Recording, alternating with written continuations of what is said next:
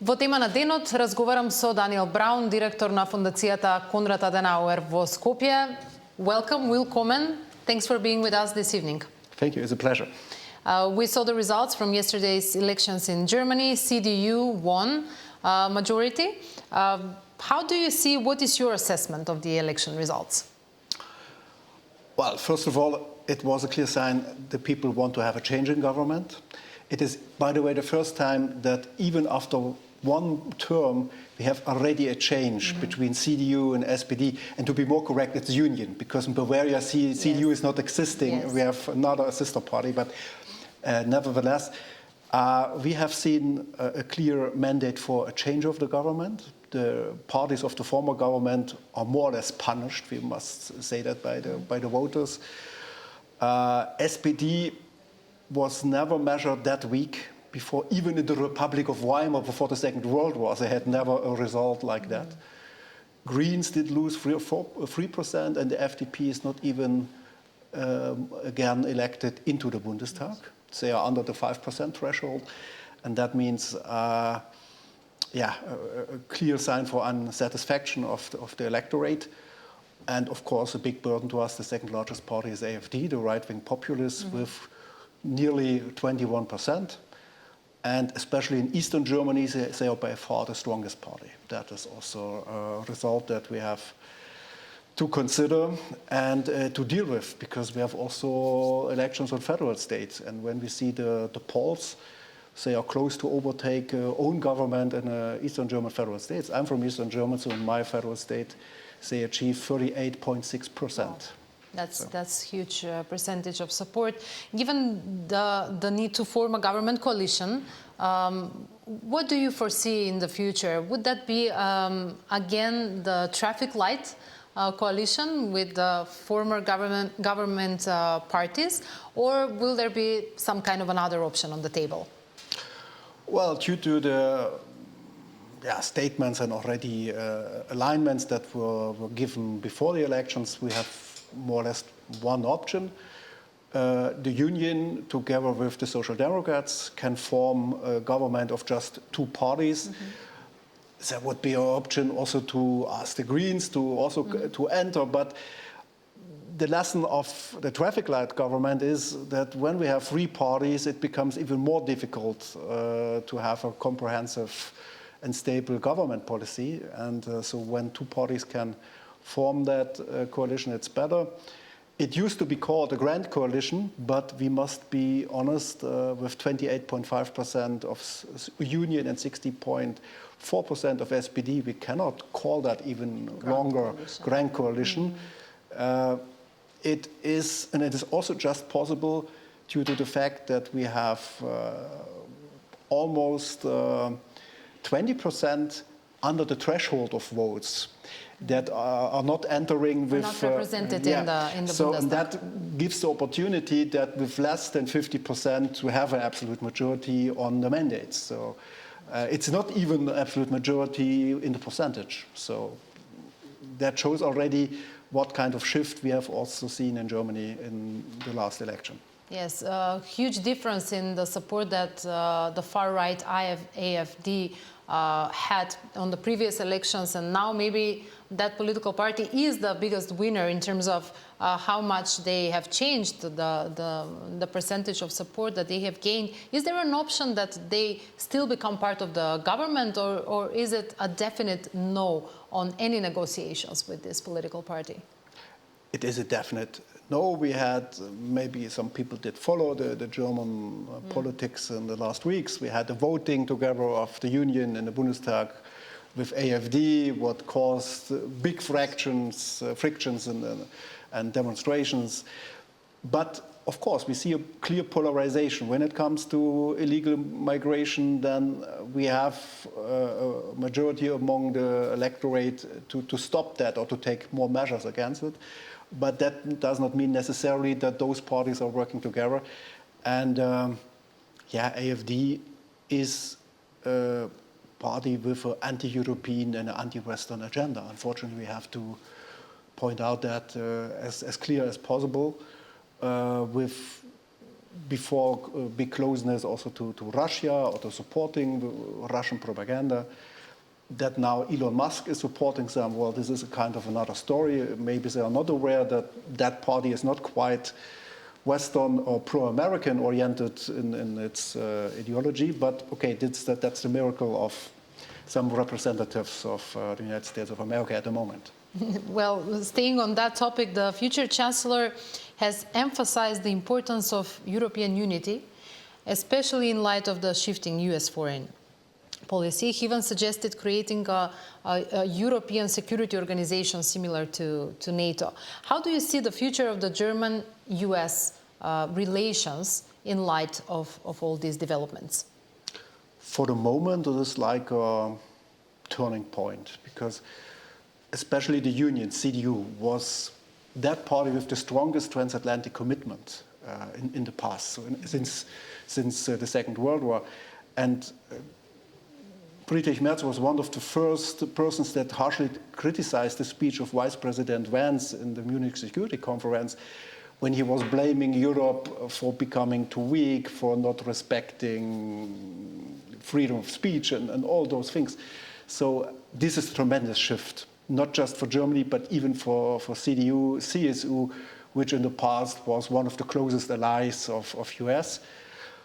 I hope it is maybe just a shift for the moment, because we have also some other elections in the distant future in US, and maybe there will be some shift back. But for the moment, Europe must be aware we are standing alone with a lot of challenges, and for that we have to be prepared and we have to take measures.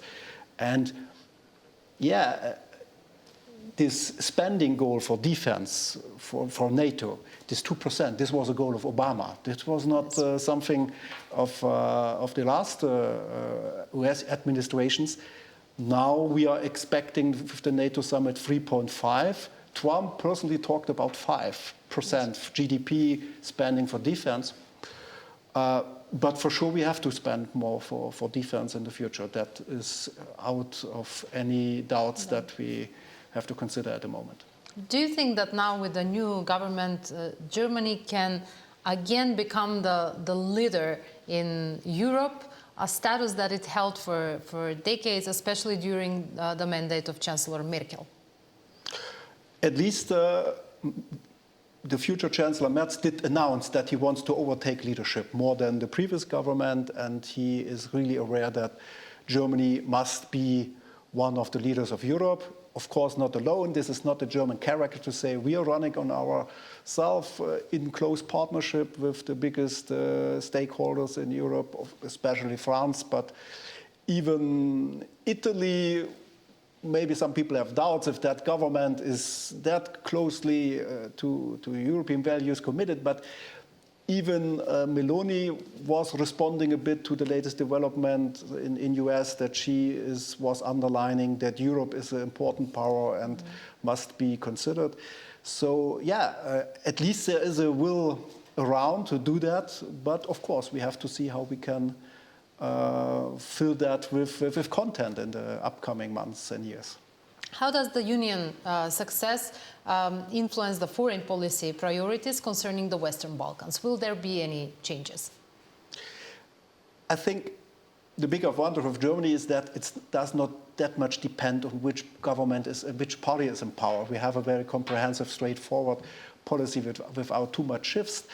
I know that in the region here, a lot of people would have hoped that Germany is more dominant sometimes in giving directives and goals, but given to our history, Germany is all the time a bit cautious to show too much power, to say, we will run it like that. But there's no doubt that Germany is one of the biggest advocates of EU enlargement in that region of Europe. So there's no doubt about it. How that will pay off with certain measures in the future, we will see.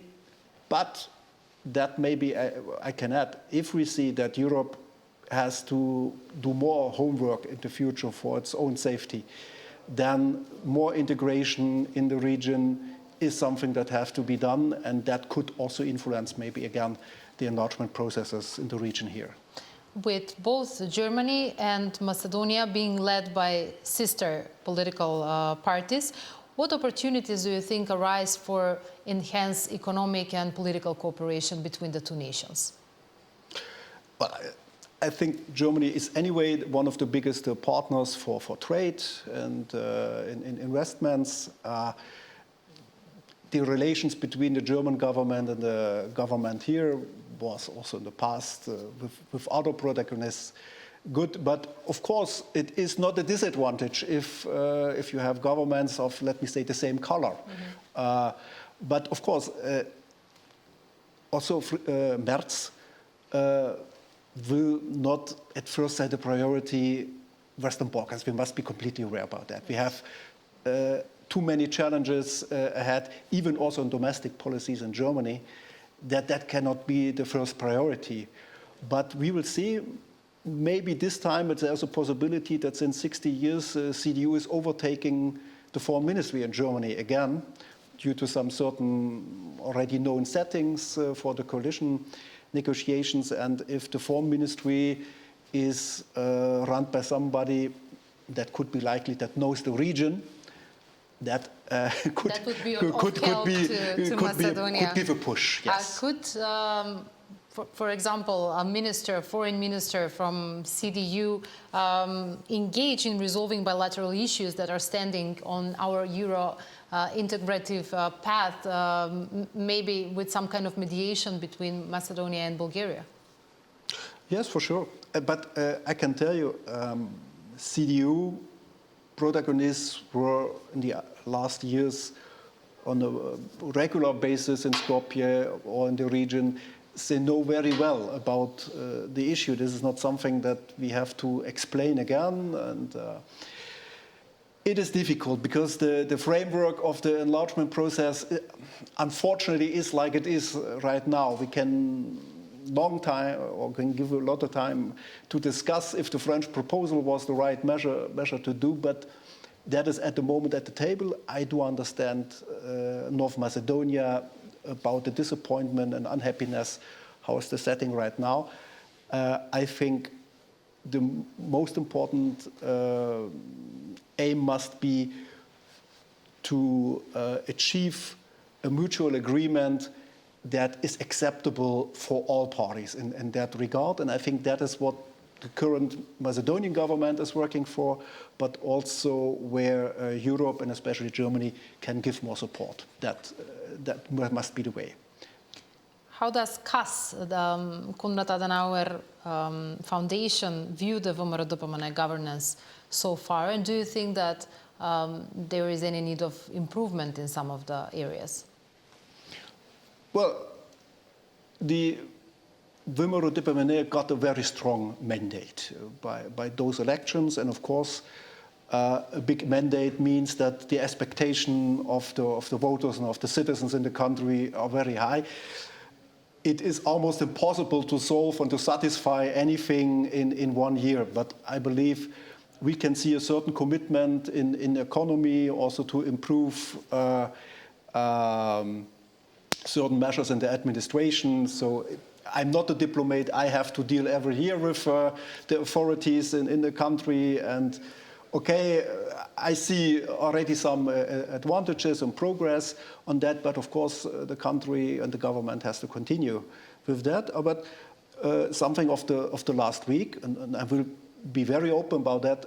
I'm happy that now in the traffic, police is more visible and you see a bit better behavior, because in the past when people ask me, how safe is Skopje, I said, well, practically I'm not afraid about anything, but in the traffic you must be very careful, especially as a pedestrian. Yes. And we have witnessed those terrible incidents in the last months.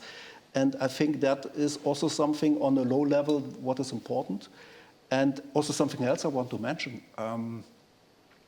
That a country with limited resources like North Macedonia provides inclusion at school and want to enlarge that. This is something you can be very proud of.